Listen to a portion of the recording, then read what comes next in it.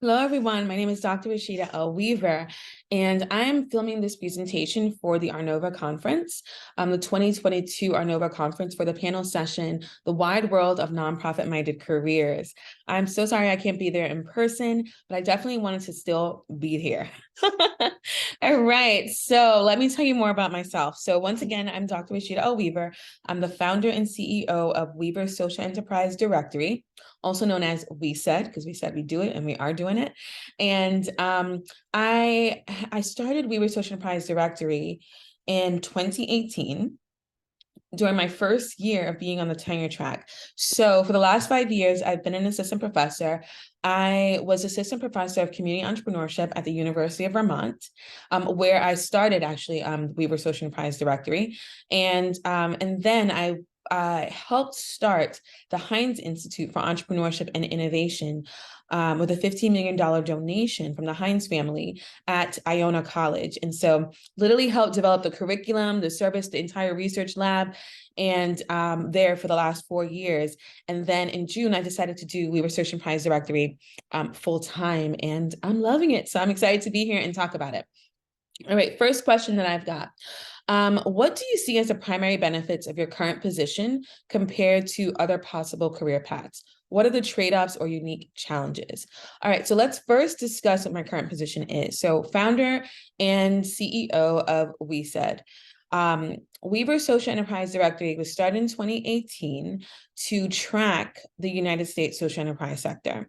So my dissertation, when I was at Rutgers University, I did my PhD, did my dissertation on the social, economic, and legal activities of social enterprises throughout the United States. I developed this database that I then decided to make public in order to do my research. But I then decided to make it public, and then I think about a year later, I decided to charge because I realized how expensive having a directory is. And so I decided to charge people to download the database. Wasn't really going into this to become a social entrepreneur in particular. But I was going, I was an academic, but this was something that was needed for the field. And then what happened was people really loved it. The social enterprise community ate it up and loved it because it was something that was needed.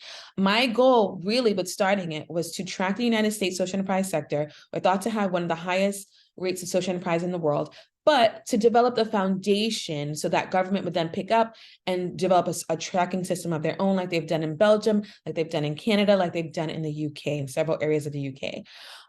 That hasn't happened yet. Who knows? Maybe it will happen one day, but that was the initial goal. What Weaver Social Enterprise Directory is today, though, it's still a directory. But now I say it's directing people to all things social entrepreneurship. So if there's something I don't know, I can tell you, I can point you in the direction of somebody that does know whatever I don't know in the field, but I know a great deal because I'm an expert. But what has happened is social entrepreneurs started reaching out to me saying, well, we need training. We need to learn how to manage our money. We need to learn how to make more money. We need to learn how to transform our social mission. Is this the one strategy? Is donations, for example, the one strategy that we can use as a social entrepreneur? No. And so I started writing a book. My book comes out December 15th of this year, December 15th, 2022. It's called Social Entrepreneurship, A Practical Introduction. It's already available on Barnes & Noble, Amazon, Routledge for pre-order, but will be in stores throughout the world on December 15th. So that's exciting. But then I also decided to develop a boot camp, a 5-day boot camp that I could, because here's the thing about the book. I've been working on the book for over 2 years, right? And it's just coming out. The thing about the boot camp was I was able to create that immediately. Like once someone said that to me, I was able to create it and put it on my website and people start purchasing it. Now, Weaver Social Enterprise Directory, over the first 3 years, it took 3 years for it to really generate revenue. And to make a profit. And then this year was the most profitable year. And so I decided to do this full time. And so the question was, what are the primary benefits of your current position? What are the unique challenges or trade-offs? The primary benefit has been, one, I'm in control of my money and my destiny and my time. That has been huge. Time freedom, financial freedom. There's no limit to how much you can make when you work for yourself. That's a nice benefit. And although, my challenge is things take time to grow, but I project that it'll grow and do really, really well. I'm extremely confident in that. And I've seen, like I said, I've seen the tracking. I'm tracking my progress over time. And so I believe in that. But I think the number one benefit has been my health and wellness, because I'm just not stressed. I'm not stressed because I'm not being pulled in a million different directions. I'm able to work from home or anywhere I want to in the world. I pre-launched my book in Spain this summer. I was able to do that and then fly over to Italy to do a business retreat, met some business partners, and I'm going to go back to Italy and do my boot camp there this summer, but also do an event for female entrepreneurship. And, I'm able to literally work anywhere in the world. I don't have to apply for a grant to do it. I don't have to, I'm making the money, so I don't have to apply for a grant. I can just, if I know I need something, I can ramp up certain activities, or I can scale it back down and say, you know what, maybe I don't need to make that much money this month. Maybe I just need to relax. And I think that benefit to my health and wellness is unparalleled. I have children. One is 3, one is 7, and I can be here for them. I was supposed to go to Italy this month to join my boot camp. And a lot of the participants in the boot camp said, maybe we should do this in the summer, because they wanted to bring their families. They didn't want to leave their families right before the holiday season. Also, people are spending lots of money in the holiday season. I was able to accommodate them because of the flexibility. It's my program. So I was able to do that. But then also I want to bring my kids too, because it's just a lot being away from them for 2 weeks. And so although the program is 1 week, I was going to do another week of photo shoots and also the female entrepreneurship event. But I could say, you know what, let's do this in the summer. So that has been really, really great. Time and space for your creativity has been another benefit. Like, I can work wherever I want. I can literally work whenever I want. I can say, no, I don't want to do this. I don't want to work with this person, or I can work with them, so that has been really nice. The challenges, so everything takes time to grow. Nothing happens overnight. I said, my most profitable year has been year 4.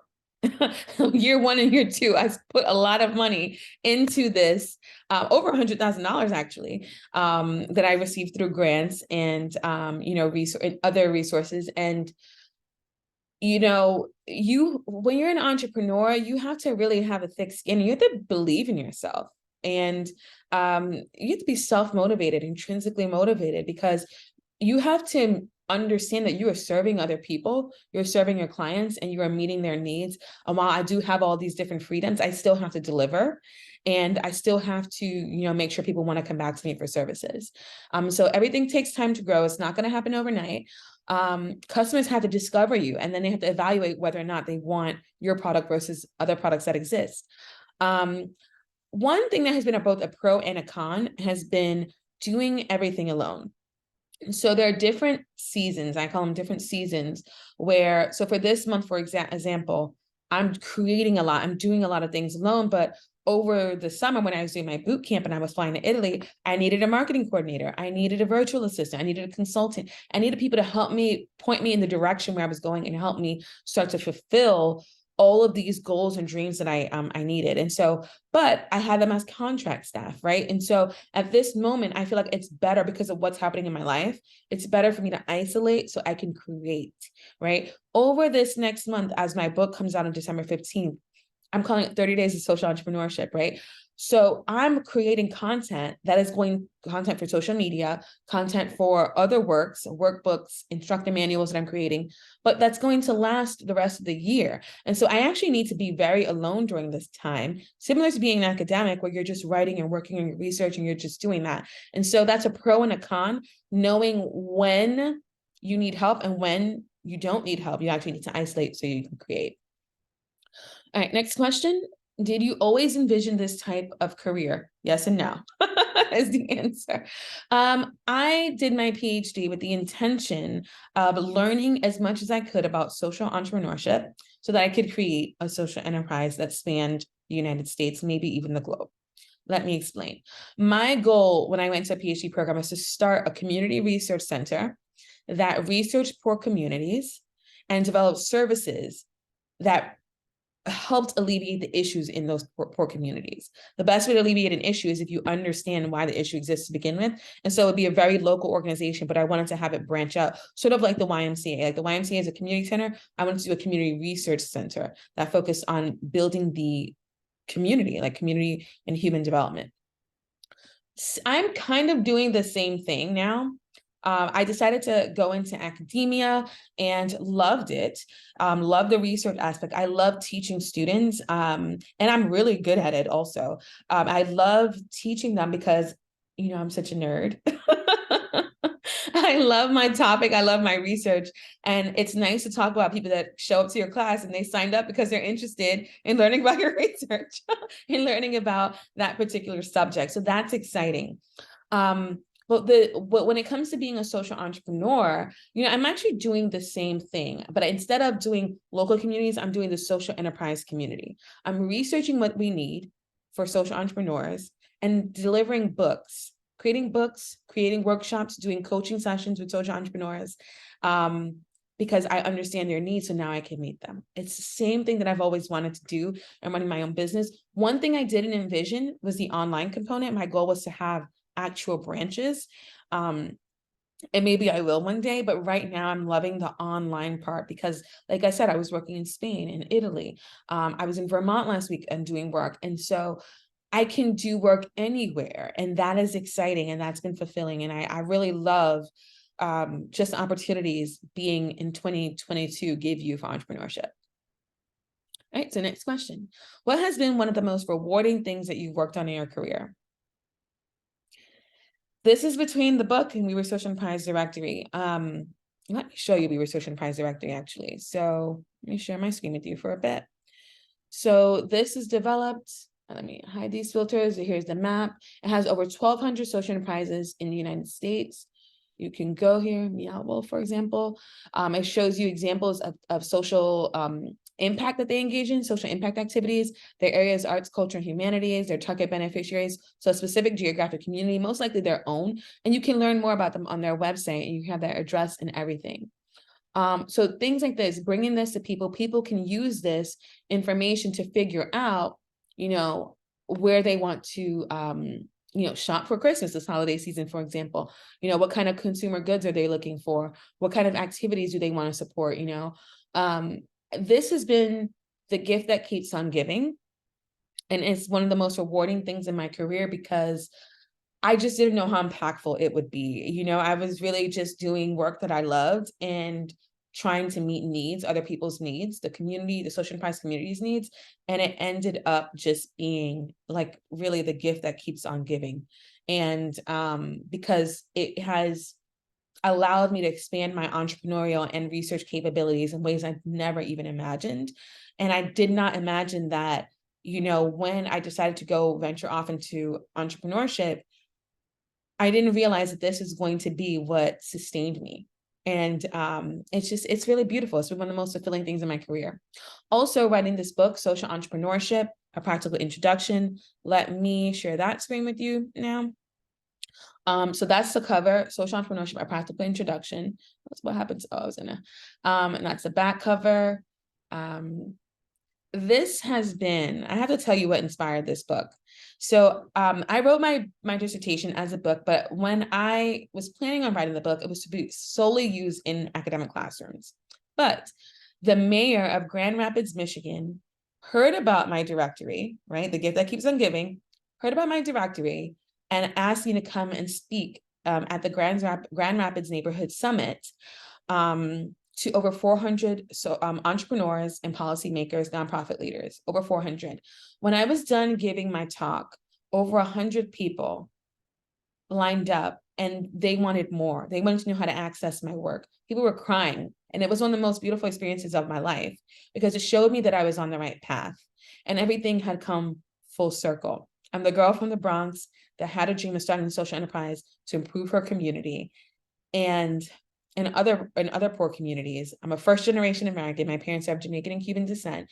And here I was on stage helping hundreds of people that are helping hundreds, if not thousands of people in their communities. It was such a full circle moment. And someone said something to me, actually, the founder of the Grand Rapids area Black businesses, his name is Jameel Robinson. He said, I was trying to access your work, but there's a paywall behind it. And a lot of it is jargon because it's academic work. And so when I wrote Social Entrepreneurship, a practical introduction, I wrote it in a way that it would be accessible to the general public. So that's why you'll see it in local bookstores. That's why you'll see it in local bookstores all over the world, not simply in academic settings. Yes, it's a textbook. It comes with an instructor manual as well that I'll have available online for download. But it also has a social entrepreneur workbook because I want it to be accessible for everyone. I want anyone, even if they haven't gone to college, to be able to pick this book up and learn about social entrepreneurship and learn about the different ways that either they can create a social enterprise or they can support someone that has. And they can understand the importance of using your purchasing power to create social good. So those have been the most rewarding things in my career. Last question.